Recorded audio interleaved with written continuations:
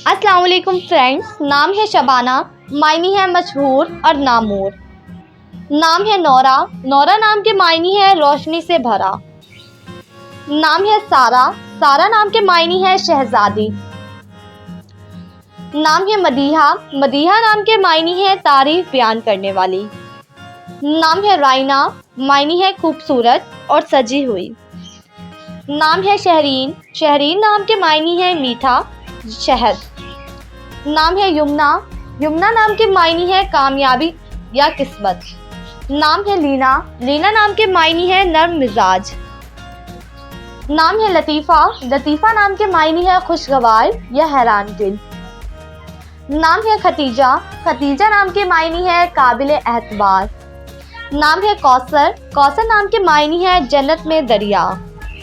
नाम है महा, मायनी है साफ पानी का चश्मा या चांद।